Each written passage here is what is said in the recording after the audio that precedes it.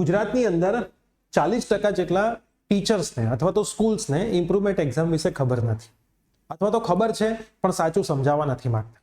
આજનો એક વિડીયો તમે જોઈ લેશો ને તો ઇમ્પ્રુવમેન્ટ એક્ઝામ શું છે, ગુજરાત બોર્ડની અંદર વિદ્યાર્થીને ઇમ્પ્રુવમેન્ટ એક્ઝામ આપવી જોઈએ કે ના આપવી જોઈએ, અને આપશે તો શું ફાયદો થશે, નહીં આપે તો શું નુકસાન જશે, એ બધી જ માહિતી આ એક જ વિડીયોમાં હું તમને કહી દઈશ. પ્લસ ઇમ્પ્રુવમેન્ટ એક્ઝામ સુધીમાં તો સર એડમિશન પ્રોસેસ પૂરી નહીં થઈ જાય તો પછી ફાયદો શું છે. ઇમ્પ્રુવમેન્ટ એક્ઝામ તો સર સેકન્ડ એક્ઝામ કહેવાય ને, તમે બીજી પ્રયત્ને પાસ કર્યું એવું કહેવામાં આવે છે, એટલે એ વેલિડ નથી ગણાતું હતું. અને સારી DAIICT ને LD કોલેજમાં તો ક્યાં સર રાઉન્ડ 1 પછી સીટ વધતી જ નથી, લોકો તો આવું કહે છે. તમે આજ સુધી જે સાંભળ્યું છે અને સત્ય શું છે એ આજના વિડીયોની અંદર તમને જાણવા મળશે. અસ્તુ, મારું નામ છે પ્રિયેશ પટેલ. આપ સર્વેનો ખૂબ ખૂબ હાર્દિક સ્વાગત છે પ્રિયેશ વિદ્યાપીઠ પ્લેટફોર્મની ઉપર. સૌથી પહેલા તો ચેનલ ઉપર નવા હોય તો સબસ્ક્રાઇબ કરી દો, અને એડમિશન પ્રોસેસના આપણા એક પણ વોટ્સઅપ ગ્રુપ જોડાયા ના હોય તો સાચી જાણકારી ઘરે ફ્રી ઓફ કોસ્ટ મેળવવી હોય તો આપણા વોટ્સઅપ ગ્રુપની લિંક ડિસ્ક્રિપ્શનમાં છે. એક જ ગ્રુપમાં જોડાજો, પહેલા જોડાયા હોય તો ફરીથી જોડાવાની જરૂર નથી. હવે સૌથી પહેલા તો અમુક મારે તમને જે કહેવું છે, આ એસીપીસીનું જે કેલેન્ડર આવેલું છે, ડિગ્રીનું એન્જિનિયરિંગનું આવી છે, ફાર્મસીનું પણ આવી જશે થોડા ટાઈમમાં. એમાં તમે જોઈ શકો છો રાઉન્ડ 1 પત્યા પછી અહીં લખ્યું છે online registration four non registered candidate on available seats, publication of revise merit list after improvement exam. જો ઇમ્પ્રુવમેન્ટ થવાની જ ના હોય તો એસીપીસી વાળા કેમ લખતા હોય? બીજી મોસ્ટ ઇમ્પોર્ટન્ટ વસ્તુ, તમે 12માં પાસ થાવ છો તો ઇમ્પ્રુવમેન્ટ આપવાની છે તો શું એસીપીસી નું ફોર્મ ભરવાનું? હા, તમારે ફોર્મ તો ભરી જ દેવાનું. પાસ થવાનો હોય રેગ્યુલર એક્ઝામમાં, જે હમણાં ફેબ્રુઆરીમાં થઈ, કે ફેલ થવાના હોય, ફોર્મ તો ભરી જ દો. તમે ઇમ્પ્રુવમેન્ટ આપશો તોય તમે આમાં ભાગ તો લઈ શકશો. જો 12માં પાસ હશો તો, ફેલ હશો તો ભાગ લઈ જ નથી શકવાના. તમારે કમ્પલસરી ઇમ્પ્રુવમેન્ટ આપવી જ પડશે, પછી રાઉન્ડ 2માં તમારો વારો આવશે. પણ પાસ હશો તો આમાં તમે ભાગ લઈ જ શકશો, ભાગ તો લઈ જ શકશો. એટલે પહેલી મોસ્ટ ઇમ્પોર્ટન્ટ વસ્તુ છે કે ઇમ્પ્રુવમેન્ટ એક્ઝામ આપો તો સીધો રાઉન્ડ 2માં જ ભાગ લેવા મળે ના, મોક રાઉન્ડમાં પણ ભાગ લેવા મળશે, ફર્સ્ટ રાઉન્ડમાં પણ ભાગ લેવા તો મળશે. પછી મેરિટ લિસ્ટ બદલાશે, પછી એનાથી સારી કોલેજ મળતી હોય તો તમે સારી કોલેજમાં જઈ શકશો. તો ઇમ્પ્રુવમેન્ટ એક્ઝામ થવાની છે. આમના કેલેન્ડર પ્રમાણે એવું કહેવામાં આવે છે કે 3-7 સુધીમાં તમારું ઇમ્પ્રુવમેન્ટનું રિઝલ્ટ એની પહેલા આવી જશે. પણ આ કદાચ થોડુંક 1-2 વીક લેટ જશે, બરાબર, જુલાઈના મિડ સુધી જશે, કેમ કે જૂનના એન્ડિંગમાં તમારી એક્ઝામ થવાના ચાન્સીસ છે. એટલે 1 થી 2 વીકમાં રિઝલ્ટ આવી જાય અને તરત જ બીજા દિવસે નવું મેરિટ લિસ્ટ એ લોકો ઓટોમેટિક લઈ લે ગુજરાત બોર્ડ પાસથી, અને પછી આ વસ્તુ ચાલુ થઈ જાય. તો આ પહેલું પ્રૂફ છે. હવે બીજું પ્રૂફ કે સર સીટ્સ ખાલી હતી કે નહીં મને જાણવું છે, તમે મને બતાવો ગયા વર્ષની પીડીએફ. ઓકે, તો આ આપણી એપ્લિકેશન છે. મોસ્ટલી તમે એપ્લિકેશન આપણી લોગિન કરેલી જશે, ના કરી હોય તો પ્રિયેશ વિદ્યાપીઠ પ્લે સ્ટોર એપ સ્ટોરમાંથી ડાઉનલોડ કરો, ફ્રી જ છે, લોગિન કરી લો, ફ્રી જ છે.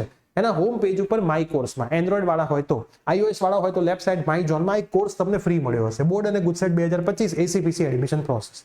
તમે કદાચ જોતા હશો, ત્યાં સુધી અમે આનું નામ એસીપીસી એડમિશન પ્રોસેસ 2025 કરી દઈશું.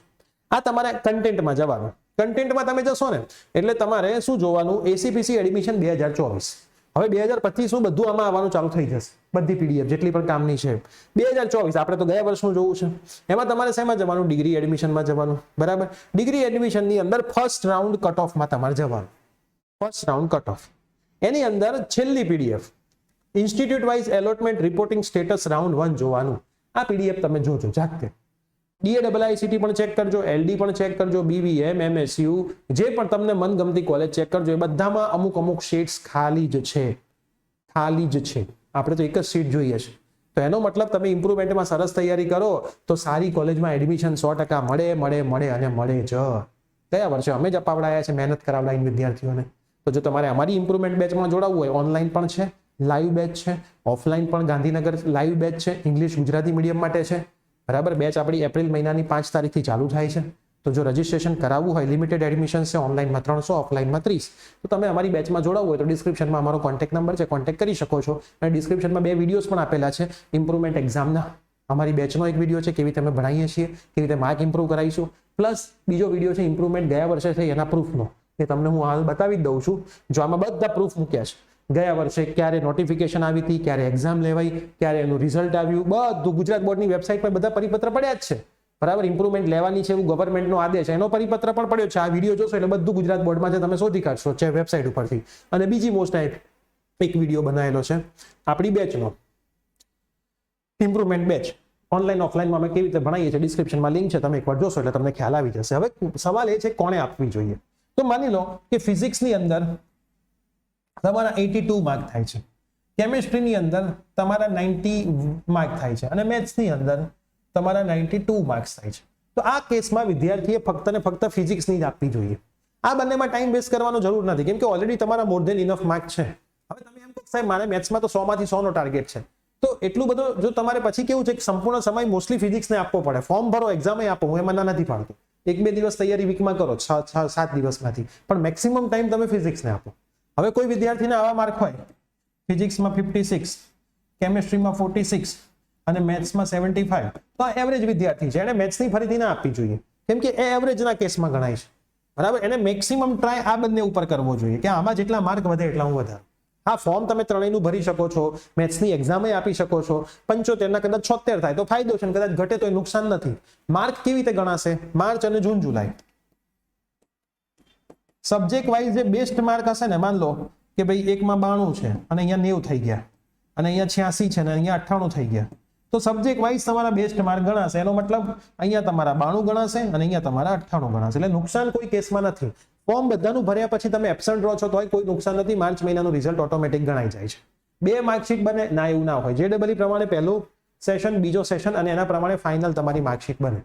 બરાબર, એક જ માર્કશીટમાં બધું લખાયેલું હોય અને એ જ માર્કશીટ તમારે આગળ બધી જ જગ્યાએ એપ્લાય કરવાની હોય. છેલ્લું ખાનું એમાં જે હોય ને એ જ તમારું કહેવાય. એટલે કોઈ નુકસાન નથી. ઇમ્પ્રુવમેન્ટ એક્ઝામનું 0 નુકસાન છે.